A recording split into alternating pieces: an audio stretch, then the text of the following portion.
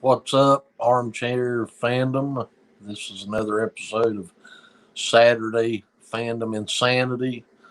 If you enjoy our channel and want to support our channel, open up a YouTube account, go to Armchair Fandom, subscribe to our channel, like our video, comment on the video, and before you try to do that, the only way you can comment on our videos is if you are using YouTube through an internet browser, so you won't be able to comment on any YouTube apps.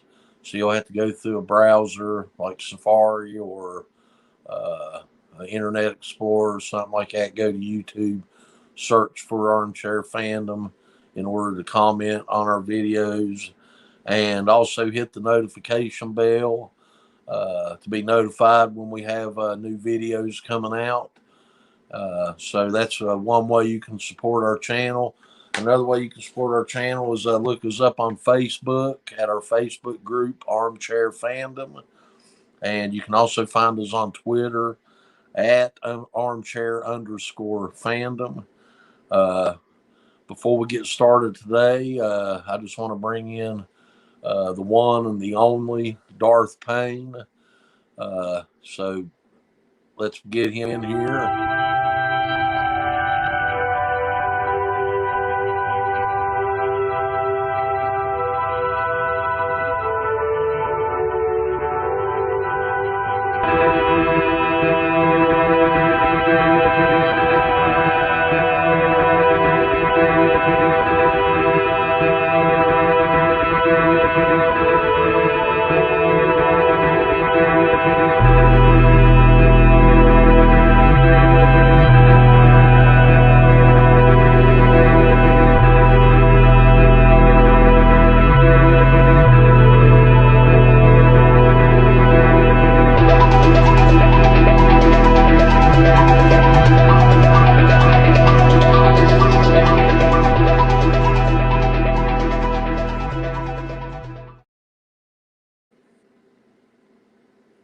What's up?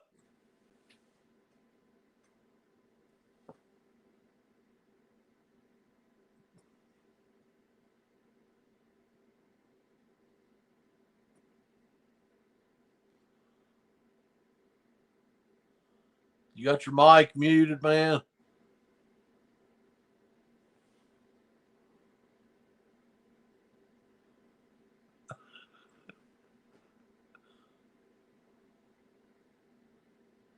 Hold on, man. Let me figure out what's going on with your mic.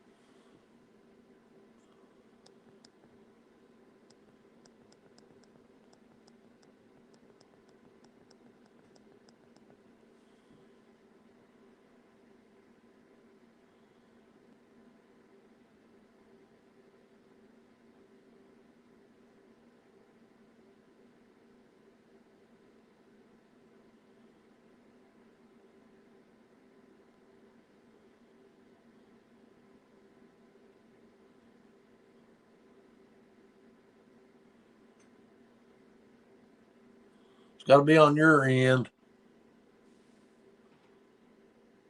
Can you hear me?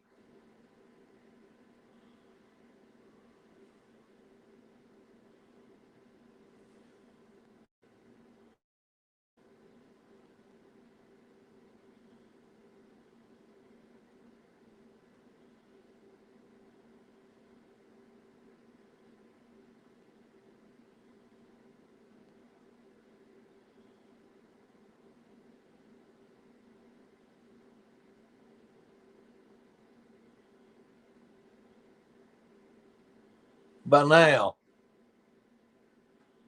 say something.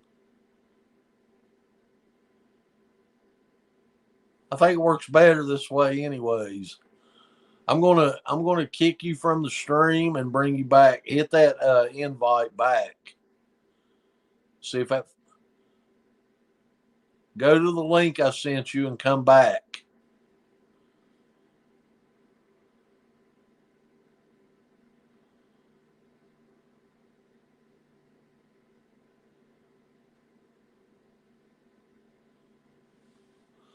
Sorry about the technical difficulties. It's only our second video live stream. Still trying to figure out the kinks. We'll have it fixed here in just a second.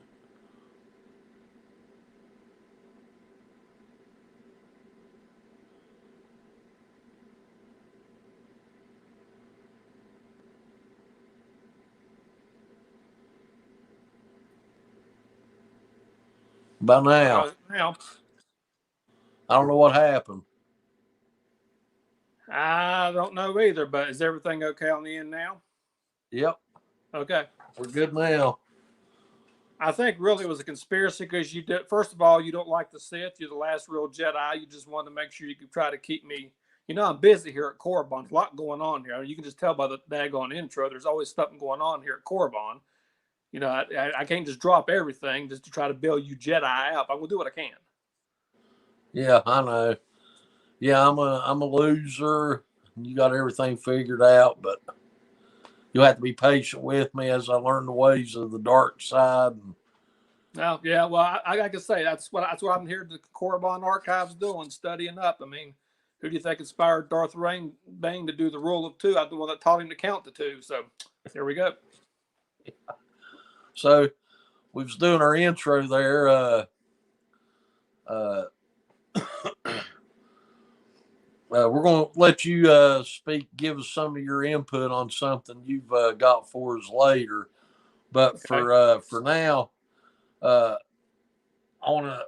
Eventually, we're going to talk about some movie news, some upcoming movies. We're going to cover Captain Marvel. It'll be our next movie we cover in our MCU catch up.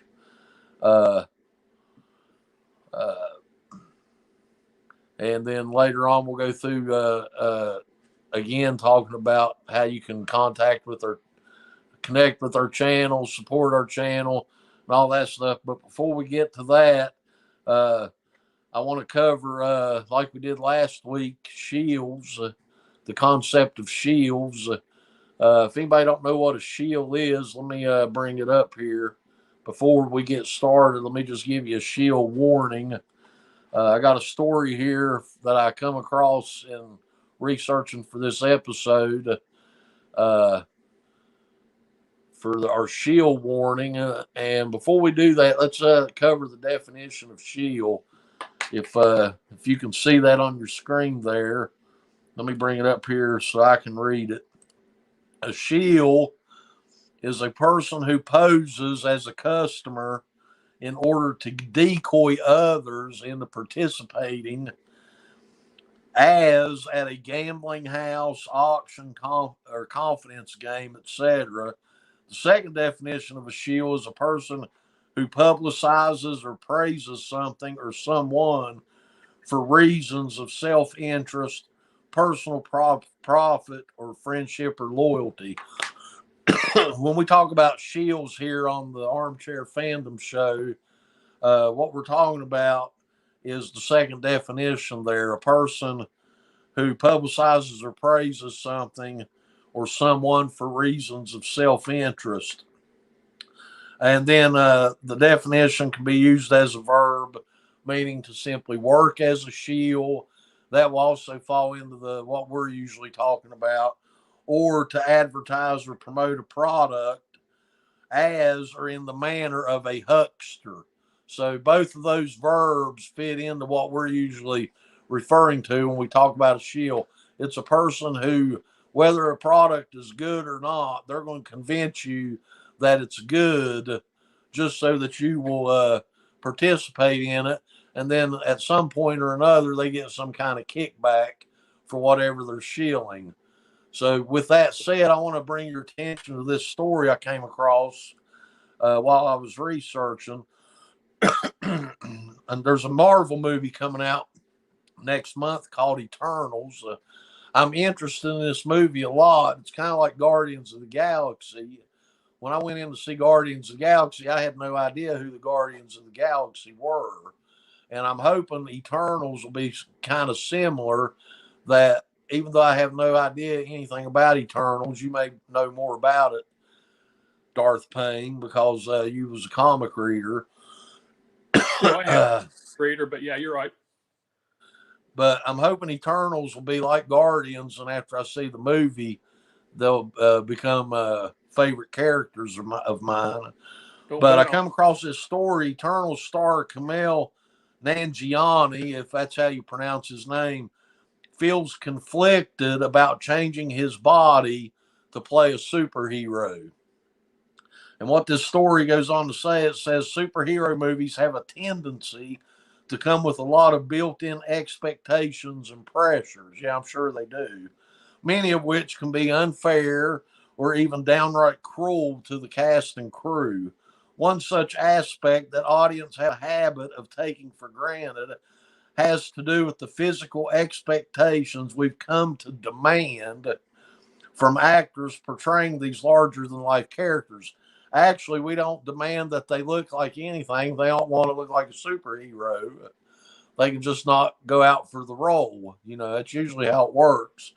The toxicity that stems from unrealistic body standards is obviously something that women deal with on an often daily basis, and is an issue that has loomed large with past castings of, say, Wonder Woman or Captain Marvel, though perhaps to a lesser degree, comparatively unreasonable standards are foisted upon men when it comes to getting into superhero shape, and it's indicative of a much larger societal trend. And this story goes on to talk about this actor who uh, uh, auditioned for this role in Eternals, got in really good shape for the role, and he's very conflicted about it because he feels like he's body shaming other people or making them feel pressured to get into shape or something to that effect. If you look at this picture of him before and after, I would pay $1.5 million to look at like him before he got in shape for the role of Eternals. Does he look like big boned or anything in the big sick? Do you think? Well, if you look at him there, either way, I mean, he signed up for the role. And most of these superhero movies now, there's everything CGI'd. I mean, basically, if he has them getting something done, they can use the computer to fix that. I don't know what the problem is. But I understand his struggle. Way of looking at it, I really do. I understand his struggle. I understand why he would be convicted, because I kind of relate to this on a personal level. About 7 years ago, I lost about 100 pounds in weight and was able to like really enjoy myself. I was able to fit on roller coasters. I was going back and forth to theme parks all over the East Coast, riding all the roller coasters. I felt like playing golf every day of the week. I was having so much fun that I started feeling conflicted, feeling bad about all the fun I was having. So I decided that I was just going to let myself go and eat everything that I saw and get back in bad shape so that other people that couldn't enjoy the things that I was enjoying at the moment wouldn't feel so bad. What's your take on that, Ashley? Well, like I said, I mean, personal health is person's own business, but you know what? I think years of a collect body like mine, And the thing of it is, if you're able to go out and play golf and get in the shape you need, it should be for personal reasons. And just because I don't take it very seriously when a guy says, "Well, I've got all this pressure to sign on to be in a superhero movie." I don't see Chris Hemsworth or Henry Cavill going out and saying, "Boy, I got to go see a psychiatrist because I've got to go get in this killer shape." They do what they got to do, and they get the shape in they're going to do, and they profit from it. So I think this guy, Yeah, I mean, would he say looks his real. character's He looks probably real not gonna be very sorry. interesting. He looks real sorry that he got in real buff condition and good shape. He doesn't look like he's struggling to me. I mean, yeah. I mean, he took his shirt off and posed for a picture. So I'm just, but I feel his pain. I really do. But on to the next story. Next segment of the show. I'm kind of wondering if this may not one day end up being a film that we see on the big screen. But next segment of this show, Does It Still Suck? A Star Wars story. I actually had time this past week, Ashley, to check out some extra Star Wars material. I looked into, I watched a little bit of Visions. I got to be honest with you, Star Wars Visions I thought was kind of weird. I don't really know where these stories fit in. Are these like just different takes? Do they actually fit into canon? Are you aware of if these stories actually fit in the Star Wars canon? Or I can honestly say I haven't watched those yet. I've been meaning to, but here's what I've heard about them. Nothing has been said whether they're canon or not. And if you want to go, and that's a whole subject for another day, talk about whether Star Wars canon is still worth your time or not, which I think it is. But again, they got to clearly define it. Lucasfilm was purchased by Disney. They said that everything from there forward that they did was going to be canon. So if you go based on that saying, we're to assume this is canon. But they're doing some kind of Christmas special or something like that on Star Wars. I heard them say that's going to be canon. So they say one thing and do another. So really, to answer your question, I mean, Lucasfilm has consistently been all over the place in the messages they've sent and various other stuff they've done. The books are still pretty much very good. Everything outside of that's very muddled. And if you look at it's on Disney Plus right now, it's usually pretty good. I mean, Clone Wars is excellent, and Bad Batch is very good. But as far as Visions go, don't know. yeah, that brings me to my next point. I did watch a few episodes of Bad Batch. I'd like to binge all of them at one time, but it's just you don't have time to do that. I don't have anything against Bad Batch. It just seems like for me, it feels like, I mean, I haven't watched all of it yet, so don't give away any spoilers or tell me it gets better or anything like that. But it feels like they just wanted to add something to a series that was already popular, just so they'd have something to satisfy the fans with. Well, there was a big back when they bought Lucasfilm was purchased by Disney. They canceled the Clone Wars because that was on the Cartoon Channel at that time. And there's several stories that were in development that were supposed to see the light of day. One of the better stories is a book I told you about called Dark Disciple by Christy Golden. It was going to be an 8-episode arc on Clone Wars, but the fact Disney had to put it in book form as well as Sons of Dathomir, a Darth Maul story, because of the purchase and the fact that Disney shut that down. And I think what you're seeing with the Bad Batch is basically Lucasfilm was trying to throw Filoni a bone because basically he'd letting him finish Clone Wars the way he wanted to. There was a lot of people that were upset with the way that it ended, and I think they've ended the series well, but there's a lot of stories left they could still do. And I think this Bad Batch series you're talking about basically is it's a Clone Wars. I don't a lot of I thought the Bad Batch Wars, but I didn't need a series on it. It's good, but I didn't need a series. I needed them to tell the stories they were going to tell before Clone Wars was canceled, and I don't know if we'll ever get that or not. Yeah. I mean, they got some projects coming up I'm still interested in. That's the best way I can. I'm interested in the Book of Boba Fett. Of course. But I know how that's going to play out. Fennec Shan's going to do Boba Fett in. She's going to take control. I mean, Star Wars is so predictable now. I mean, she's standing there. He sits on Jabba's throne at the end of The Mandalorian Season 2. And she's sitting there at his right hand. And you know that she's going to throw him back in the Sarlacc pit and be in control of the entire underworld.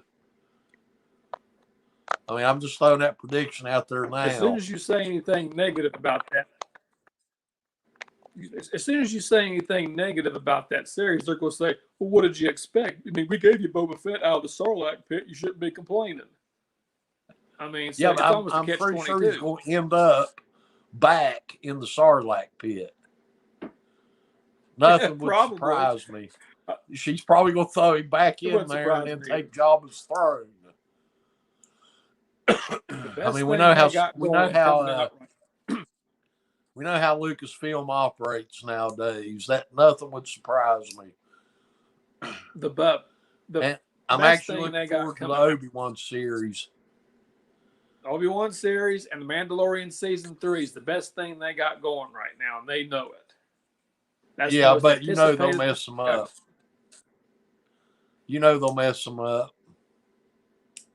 Well, I mean, I don't have any confidence in them. We'll see what happens, but again, anything that Dave Filoni and Jon Favreau are involved with, I will give the benefit of the doubt. If they're not involved with it, it's buyer beware. That's the best advice I can give anybody to watch this stuff. Yeah. Dave Filoni worked under George Lucas for years. He gets it. Jon Favreau, his track record speaks for itself in the Marvel movies. And you can tell he gets it when it comes to Star Wars. If I see those guys' names on it, I'm in. If I don't see it on it. Yeah. I would just like to see him just come out and make an announcement, say the sequel trilogy didn't exist. Or, me and you talked about this before, go ahead and do an episode, what would it be now, 10? And the only way you can fix the entire actual Skywalker saga is have episode 10 and have the opening crawl start out, the first sentence being, Rey Skywalker is dead. And then I think you would have every disgruntled Star Wars fan would be right back in. That's all you have to do. Well, first of all, it's not Rey Skywalker, it's Rey Palpatine. I mean, let's get that correct. Just because she took a name like this. No. And you never got a chance. Look, I never had a problem with the character. I never had a problem with the character of Rey. You never got a chance to know her because they had the directors were all over the place. There was never any character development with Rey. She could have been a really tough character if they'd actually done something with her, but they were all over the place. So basically, I mean, yes, look at an interview with Daisy Ridley. She'll say 1 week she was told she was Obi-Wan's daughter. Now she found. You're breaking up real bad, Ashley. Palpatine.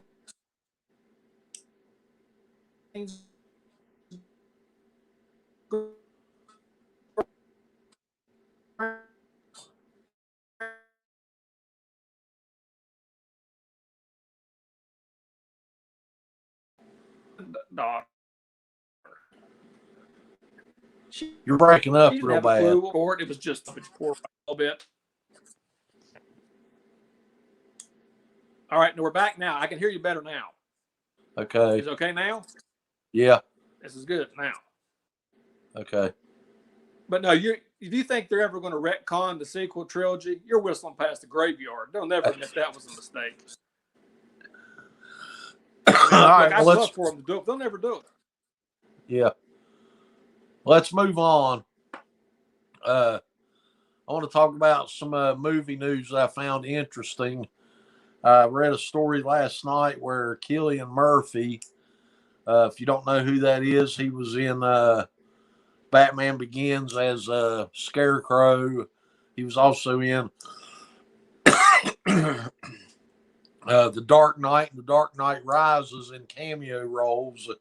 I think he's also in that show Peaky Blinders, and he was in Dunkirk. He's done some work with Christopher Nolan before. I don't remember if he was in Inception. Yeah, he was also in the movie Inception by Christopher Nolan. So I read last night he had signed on with Christopher Nolan to star in Nolan's new movie he's working on called Oppenheimer, about Robert Oppenheimer, the who's considered the father of the atom bomb. I thought that was a interesting story. One, I'm a huge Christopher Nolan fan. Tenet, I didn't like real well. I'd have to watch that more times because it's a very confusing movie to follow. But I mean, you look at Christopher Nolan's track record. He did the Dark Knight trilogy. He did Inception. He did Interstellar. You didn't like Dunkirk probably as much as I did. I thought it was all right. You had some pet peeves with it, but I like Christopher Nolan a lot. Is this something you'd be interested in seeing? I think it's worth a look. Like I said, I think Christopher Nolan's a good director. He's got a good track record. And for the record, for Dunkirk, I think, again, I thought the filming of the evacuation and everything was like everything he has was top notch. I just think he omitted some very key details of what was going on in that period of history. And I know that period of history very well. And when you have a British Spitfire that's out of gas shoot down another plane that's not out of gas, no, that's you've lost me. So, but hopefully, this movie looks like it'll be something that won't be so much involved in so much military hardware and stuff. I'd imagine it'll probably do very well. So you're not going to give him a credit for creative liberty? Creative liberty in what? Dunkirk? The Spitfire? Dunkirk? Yeah, well, if I guess since he worked on previous superhero movies, I guess you could get him creative liberty, but there's no anybody see a out of gas going to the earth British Spitfire shoots down a German dive bomber that is fully fueled up that is dropping a bomb. I mean, under normal circumstances, a British Spitfire would shoot down a Stuka dive bomber 10 times filled up. The normal circumstances, that plane was looking for a place to land. That's not realistic. And not, I mean, look, you got to have some historical accuracy. I'm sorry. All right. Some things I'll let slide. That's not accurate. Another story I found interesting, particularly because of you, because I know you love this character. Yeah. I found out last night researching, I hadn't heard this. There's a series coming to Peacock. No, Paramount Plus, or is it Peacock? Peacock. It's Peacock. Peacock, yeah. MacGruber. This is going to be a series. There was a movie. I forget what year that was. This is a character based on an SNL skit played by Will Forte. It was like a parody of the MacGyver character from the 80s. It was. I know you're really interested in this. Yeah, I am, because you know what? The only thing I really liked about MacGyver was the intro song. The series was okay, and Richard Dean Anderson was a good actor. But I tell you, putting a funny spoof of that show, the skits on SNL were legendary, and I cannot wait to see this. Will Forte, he's good about anything he does. So, I mean, it's going to be good. What was your favorite episode of MacGruber on SNL? Oh gosh, there's so many good ones. Probably ones with Charles Barkley, because him and Barkley were arguing about just about anything under the sun. And then I thought those would be the favorites, but then when you had Richard Dean Anderson appear on there as MacGyver, that was the icing on the cake. I don't know. I hope they have Richard Dean Anderson come back for it, because I mean, it had to be a toss-up between those two. Those are the best ones. They were all good. For anybody who might not be familiar with MacGruber, what was the premise of this skit when SNL would run it? The premise of this skit was about this guy who was like MacGyver, who could basically, take a bubblegum wrapper and a piece of wire and then get you out of any kind of sticky situation. But every time that, he would try to do that in this situation, he would always fail, because he would end up arguing about something and always blow up every time. I would have to say the first is up there with Celebrity Jeopardy and the Barry Gibb Talk Show is some of the best stuff SNL's ever done. And that's the fact that it's getting a series is I'm very excited. Yeah. I'll be looking forward to it. You just couldn't beat it. Another story. You're the one that told me about it, because I hadn't heard about it. Yeah, I sent it to you last night. Right. All right, the next story I want to talk about, as far as news goes, is they've announced that there will be a spinoff series of the WandaVision show that is part of the Marvel Cinematic Universe, about the character Agatha Harkness that appeared close to the end of WandaVision. She was in the entire series, but it wasn't revealed who she really was. A lot of people suspected it, but it wasn't officially revealed who she was till the end of the series.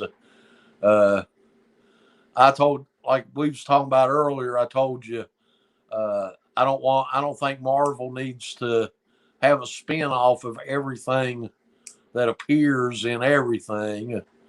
And I hope they don't spread everything too thin. But what's your take on this story? I think it's good. I think it's a good thing. She was a really good character on that show, and the character Agatha Harkness from the comics is she wasn't really a big character. Basically, in the Fantastic Four, it seemed like she was almost basically Franklin Richards' babysitter. But yet, you found out later she was a witch, and the character in the comics was an older lady. Now, clearly, the lady that plays her on the WandaVision series is not an older lady. But now she's Catherine Hahn, but she did a great job, and obviously she's centuries old. So basically, she's seen a lot of different things, and the way she was portrayed in the WandaVision series, she did a really good job opposite Elizabeth Olsen, and I think her character. That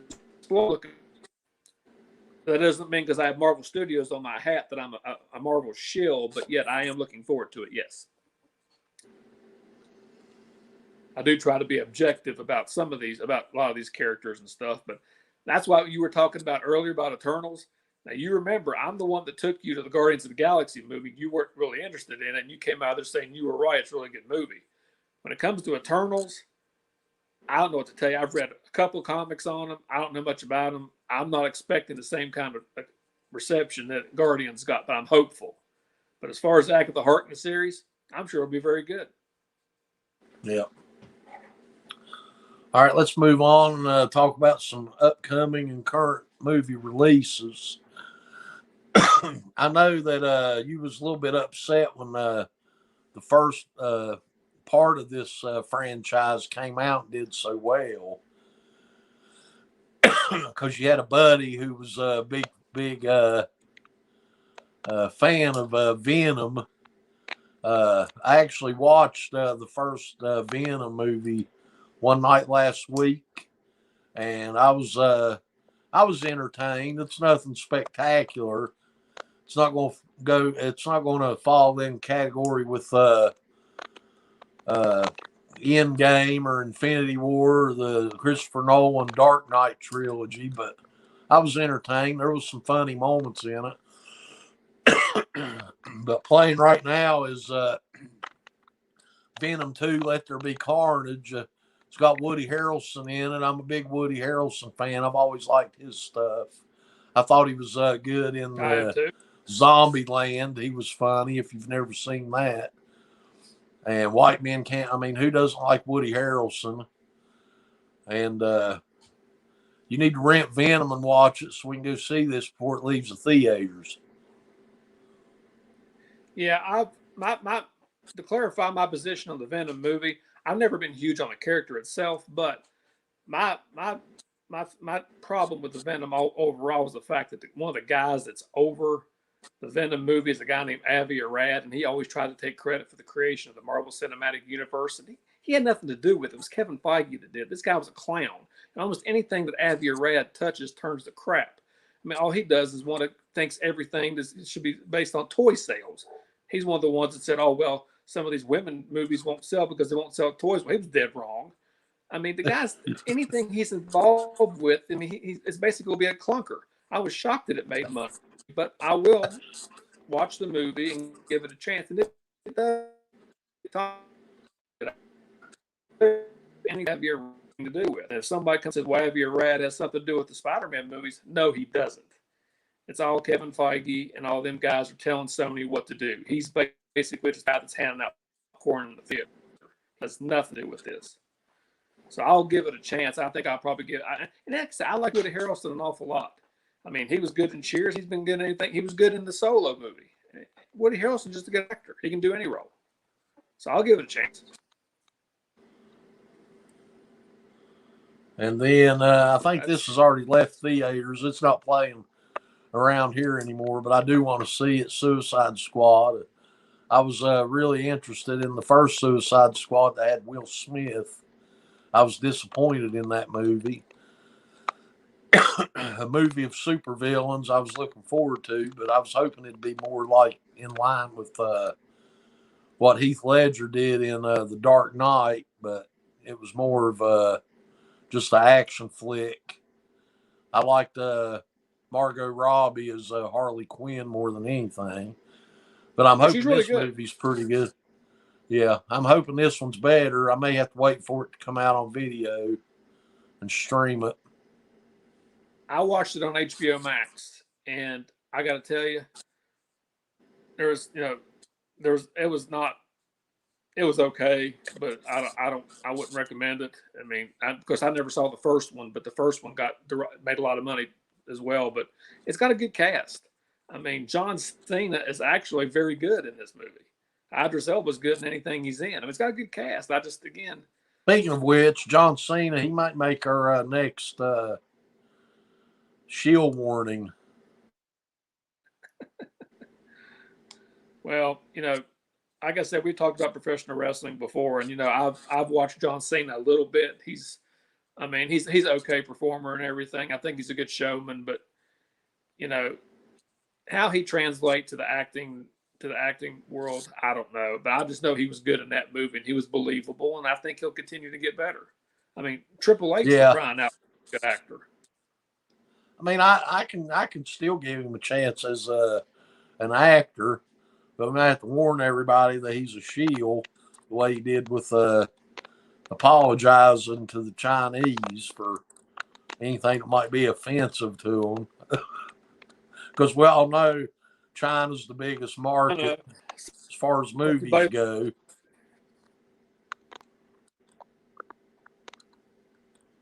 Yeah, that's all we need is somebody else doing that. I'll take a pass on that as well. Yeah. That's the thing you talk about, Venom. That's where it made all the money was, in China. Yeah. I think they banned the second one, didn't they? I haven't heard that. I know they are not playing Shang-Chi, and that makes no sense, but whatever. That's right. We've talked about this. We're going to go see this next Friday. That's the plan. Comes out next Friday. Michael Myers has probably always been my favorite horror genre character from the slasher movies in the 80s. He's the best. I'm not a big horror movie fan, but I like the slasher movies from the 80s. You got Freddy Krueger, Jason Voorhees, Michael Myers. I always enjoyed Michael Myers the best. I thought he was Michael Myers in a class by himself. Yeah.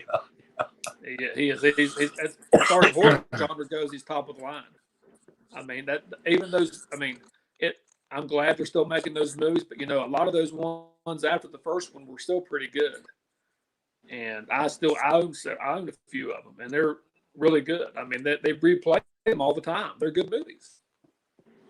I like the first two. I'm not real familiar with a lot of it after that. I know the third one was horrible. Didn't even have anything to do with the original story. I actually know somebody that thinks that they're actually somebody that's their. I saw even you. You're breaking up bad. Halloween 3 Season of the Witch. I said, look, we don't even say that title, man. I can hear you. Okay. You're probably trying to cut me, probably. Yeah, I need to. I figure. The next movie coming out on when is this one coming out? October 22nd. So in 2 weeks, I'm interested in seeing Dune. I don't know a lot about this, but it's a science fiction movie. It's got a big following. A lot of people know what Dune is. So I'm interested in seeing it, see what it is, what it's all about. Well, we saw the preview when we saw Shang-Chi, and the preview looks good, trailer looks good, and the cast is pretty stocked. I mean, I think it's got a great cast. I think this will do well. I'd be shocked if it didn't. Yeah, it's got a really good cast. It's got Timothy Chalamet. It's got Jason Momoa, Josh Brolin, Oscar Isaacs. I think Zendaya. I mean, it's got a lot of good actors in it. Zendaya from the Spider-Man movies is in it as well. I mean, she was in The Last Showman as well. So I mean, she's a good actress. So, I mean, I think they'll do well. Yeah. Then after that, the big one that I'm looking forward to, probably the most out of what I got listed here, is the Eternals. Anything Marvel Cinematic Universe, I'm interested in seeing. Me too. I think that movie is going to be, again, the thing with the Eternals is this is one of the last things that Jack Kirby invented, I believe. And I think it's going to really tie into a lot of the stuff that happened pre the Marvel Cinematic Universe.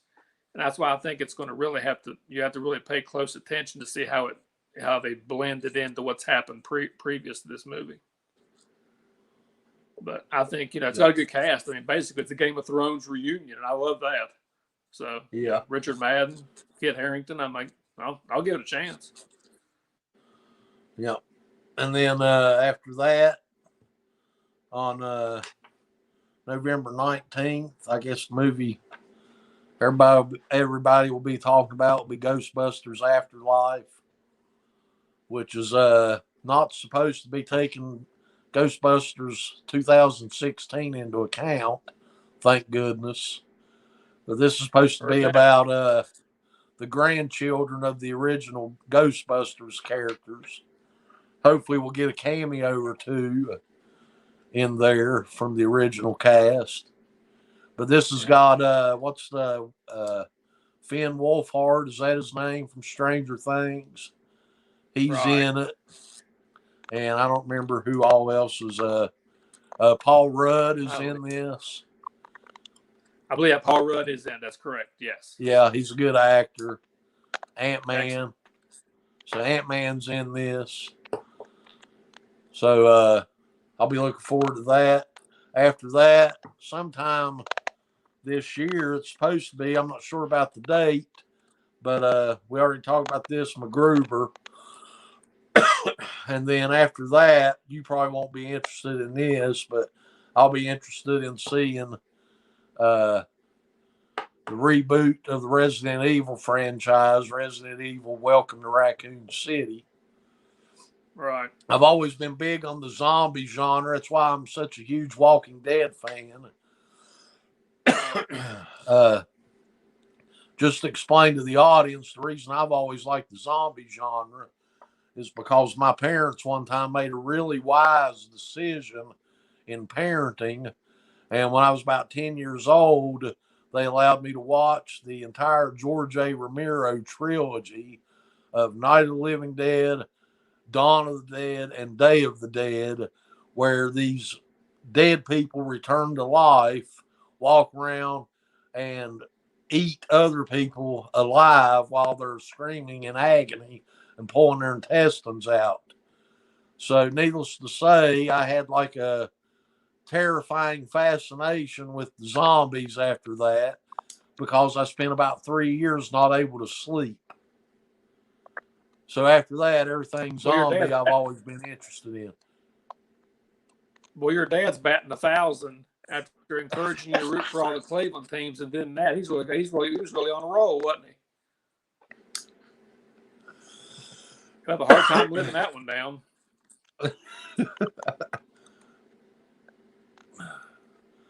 All right, that brings us to our last segment. Before we do that, we'll go ahead and talk about this part of our MCU catch up.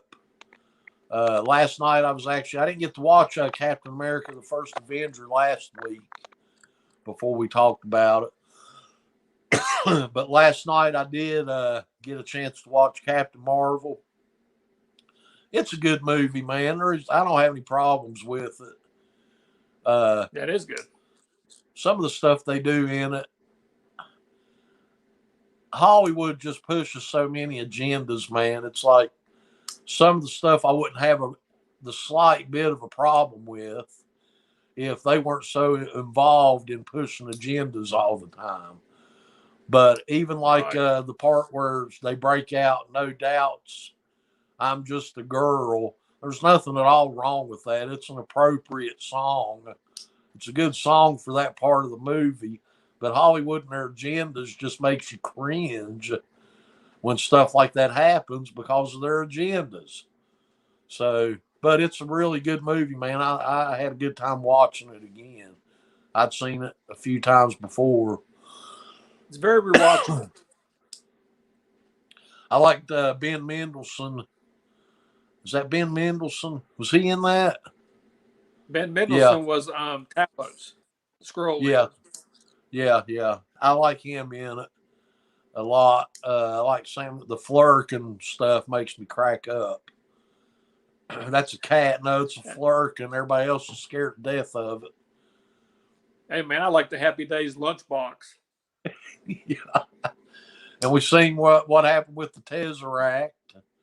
We see that first in Captain America: The First Avenger, and then it's followed up in Captain Marvel. We've seen what happened to it after the First Avenger. So it's really good to watch these movies in chronological order. It is. We just watched Endgame the other night, and I got one more to go, and we'll finish chronological. It's really nice doing it that way. Yeah. What was your upside? Captain Marvel, very rewatchable movie. I mean, the more you watch, very good. Say again. So what was your upsides for Captain Marvel? I really thought that Jude Law as Yon-Rogg, who was a character I wasn't familiar with, was really good. And I was amazed how they were able to make the Skrulls good guys. Because every comic I've read in my life, the Skrulls were always bad. And the fact that they were able to flip the script and make the Skrulls good guys was a very nice touch. Now, I didn't agree with the fact that they had to switch out the original Captain Marvel from being Walter Lawson to Wendy Lawson, because I think you needed to have the original Marvel be Walter Lawson. That was basically my only problem with the movie. That, and I think they should have had Ronan in there a little bit longer, because I think, Ronan's a decent villain. And I hope that the next one, the Marvels, that's going to be, I hope he's in it more. Because, I mean, if you're going to get the Kree and the Skrulls and all that involved, you need to have those accusers in there. And he's probably the most famous one of all the accusers that I've ever read. So it's And Ronan the Accuser. I think it was a very good movie. Is Say that again? right? It's Ronan the Accuser. Yes, yes. Okay. So at the end of Captain Marvel, he says we'll come back for the weapon, and he says it's destroyed. He says no, we'll come back for the woman. Right. Because she's the weapon. So That weapon she's the was weapon supposed to now. be. Yeah, that weapon was supposed to be for the Kree to do whatever they were going to destroy whoever. And we saw what happened, how Carol Danvers got the power, so he's going to be trying to get her under their control again. But the Supreme Intelligence can't control her. I got news for Ronan. He's not going to be able to either, so I don't know what he's going to do. Yeah, I don't know what his plans are. The funny thing about Ronan is the Lee Pace is the guy that plays him, and I've never seen him in other roles. But his facial expressions that he did in both Guardians and that, what makes him kind of almost a funny villain, because just his facial expressions just absolutely crack me up. Especially when Star-Lord wanted to have the dance off with him. I know. He was like, "What are you doing?" And then she in the Captain Marvel movie, she's going around blowing up a couple of their cruisers, and he's just looking at her like, "What is this?" I mean, he can believe, but again, his facial expressions is what make him a character you want to see back again. And I hope they do bring him back for the next movie because he's very good. And Jude Law as Jean Robb was very good. So I mean, the more you watch Captain Marvel, I think there's some really good stuff in it. And of course, Sam Jackson. I will say Sam Jackson having his eye hurt by the flirkin. Now, I didn't see that kind of thing. Oh, I like this, but at the end, is it true that they took one of your eyes because you failed to give the location of the Tesseract? I will neither confirm nor deny that. Now, that was a good touch. Yeah. The actual story of Captain Marvel is this woman wakes up in the Kree civilization, and she's part of their military, I guess.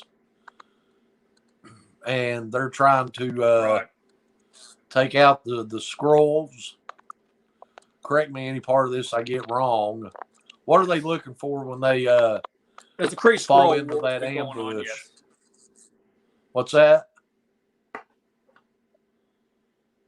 Yeah, that was the Kree Skrull War, and they got ambushed by the Skrulls because somehow Talos knew they were wanting that weapon too that Marvel was doing, and Marvel was working with the Skrulls to defeat the Kree because she was a Kree, but she knew the Kree were evil, and she got ambushed and their team did, and they captured her, and they weren't trying to kill her, the Skrulls, they just needed her memories, and needless to say, saw what happened.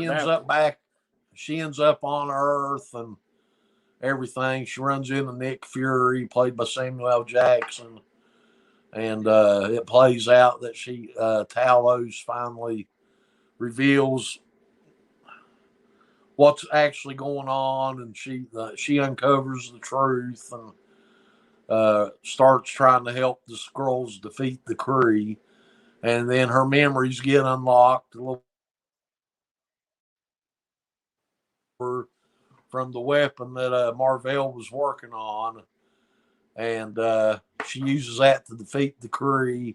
I like what she did with Jude Law's character. Stuck him in that ship and shot it full of power. Just shot him back out through space. Well, you saw just how powerful the Marvel's powers was, and Carol Danvers, because if you remember Endgame, basically Thanos tried to headbutt her and didn't do anything to her. He had to use the Power Stone to put her on her rear end because she was absorbing the power of the gauntlet. Yeah. I mean, Thanos beat the crap out of the Hulk, but then, here comes Carol Danvers up there, and she's going toe-to-toe with him, and he had to get an Infinity Stone to get her off of him. You think about that, there was two characters in that movie that almost handed him his lunch besides, Thor was trying to. You had the Scarlet Witch, who just about, if he hadn't had that ship come down and start bombarding the planets, she was going to kill him. And then you had Carol Danvers, who, we're talking about, Captain Marvel. She was going toe to toe with the guy. And Thanos is as good as there is. Yeah. I mean, but the movie itself, again, it tied up. It really introduced a character that's big in the comics, and somebody that they want to take the MCU cosmic now. They want plans. She was doing that. That's what they're going to keep going forward. You'll see the Silver Surfer. You'll see more of the Skrulls, more of the Kree. You're going to see Nova. But Carol Danvers' character is the gateway to opening up all those new characters. Yeah. And I think this movie was a good job of doing it. Yeah, we've been going almost an hour. Before we wrap up here, we're going to have a last segment that you're going to do. You're going to talk about something current in the comic book industry. That's Yes. what you told me you was going to talk about. But before we close the show out, again, go to YouTube, sign up for a YouTube account, and then search for Armchair Fandom, and then subscribe to our channel, like this video, leave a comment in the comment section below the video. The only way you can do that is if you use YouTube through an internet browser. So if you're using it through an app, you're not going to be able to comment. So go to YouTube through Safari or Internet Explorer, Brave browser, any kind of internet browser, and you should have the capability of leaving a comment. Also, hit the notification bell on our channels. That way you'll be notified anytime we're getting ready to put out a new video, or we do post a new video. You can find Armchair Fandom on Facebook at the group Armchair Fandom. You can find Armchair Fandom on Twitter at armchair_fandom. And you can find me on Twitter as DaRealLastJedi, and on Facebook under James Lucas. Ashley, where can everybody find you at? You can find me on Twitter at Ashley Houchins, and you can find me on Facebook at Ashley Houchins as well. And like I say, hit us up with a tweet, hit us up with a message on Facebook. You like or dislike, and let us know what you think. Yeah, before we close out, let me apologize for some of the technical difficulties in this show. We'll figure that out, what's going on. We'll figure out what's going on, how to improve our connection going forward. And for me, I just want to say thanks for watching, and we're going to close this video out with something from Darth Pane.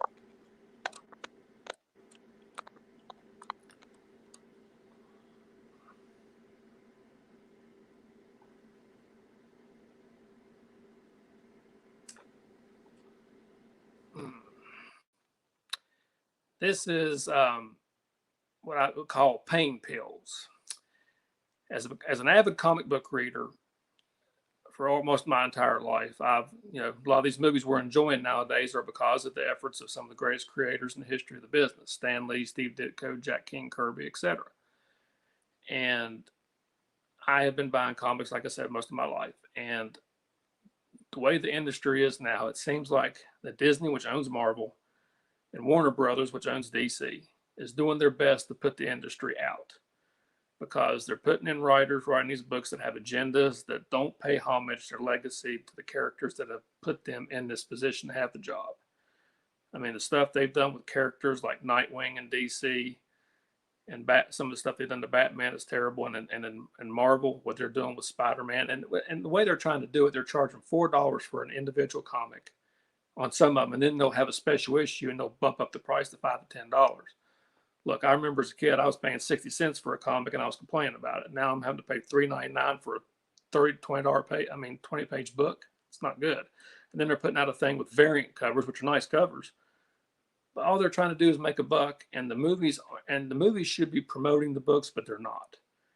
The reason these movies are doing so well and are in the theaters is because of these books. And I think we're in danger of having the books become extinct, because basically they're not giving reverence to the characters and the creators that created them. Stan Lee, guys like that, made this industry possible. And I would hope that if you buy comics or ever know anybody that does, I would hope that they would share the same thing I do, is that, the love of these comics is what it's imagination. And if we lose that, then we lose the whole industry as a whole. So again, I thank everybody for watching. I will return to the hallowed halls of Korriban to plot the Jedi's demise, and we'll see you next week.